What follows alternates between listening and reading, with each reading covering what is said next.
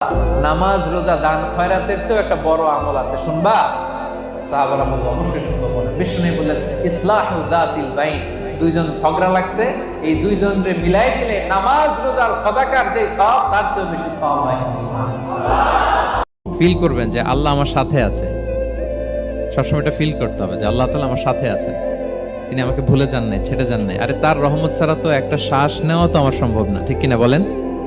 আল্লাহর রহমত ছাড়া একটি সেকেন্ড এই পৃথিবীতে সার্ভাইভ করা কি আমাদের? আল্লাহ আমারে তুমি মাফ করে দাও, জান্নাতের চিপার মধ্যে এক কর্নারে তুমি একটু আমারে জায়গা করে দাও।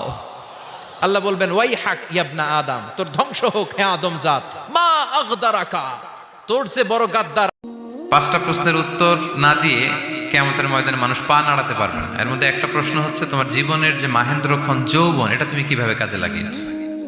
কিয়ামতের আগে যে মালহামার যুদ্ধ হবে, তখন রাসূল সাল্লাল্লাহু আলাইহি ওয়াসাল্লাম বলেছেন মালহামার যুদ্ধের সময় মুসলমানদের ফুস্তাদ বা তাবু হবে, শিবির হবে এই ফিলিস্তিনের দামেস্কের পাশে আল গৌতা নামে এক জায়গা আছে, ওই গৌতাতে।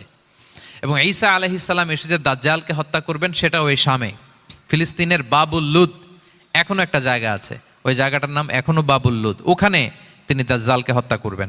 এবং সেখানে একটা সাদা মিনারা আছে, ফেরেশতার পাখায় ভর করে ঈসা আলাইহিস সালাম তখন সেখানে নেমে আসবেন। ওই ফিলিস্তিনের ওই শাম দেশের ওই মিনারার পাশে তিনি এসে পৃথিবীতে তিনি নজুল করবেন, নজুল ঈসা আলাইহিস সালাম।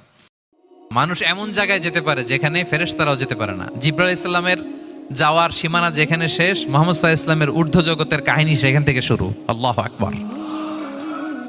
আমি নিজে এটার প্রমাণ পেয়েছি। অনেক অনেক সময় আমি কল্পনাও করি নাই যে এখান থেকে আমার রিজিকের ব্যবস্থা হতে পারে। এমন পরিমাণে রিজিকের ব্যবস্থা এসেছে, দুই হাতে নিয়েও কুলাতে পারি নাই। এজন্য সব সময় চলতে ফিরতে উঠতে বসতে ইস্তিগফারের সাথে লেগে থাকার দরকার আছে না নেই? মানুষ যদি খারাপ হয়, মানুষের চেয়ে খারাপ আর কেউ হয়? আর মানুষ ভালো হলে মানুষের চেয়ে ভালো কেউ হতে পারে? মানুষ এমন জায়গায় যেতে পারে যেখানে ফেরেশতারাও যেতে পারে না। জিবরাইল আলাইহিস সালামের যাওয়ার সীমানা যেখানে শেষ, মুহাম্মদ সাল্লাল্লাহু আলাইহি ওয়াসাল্লামের ঊর্ধ্ব জগতের কাহিনী সেখান থেকে শুরু। আল্লাহু আকবার।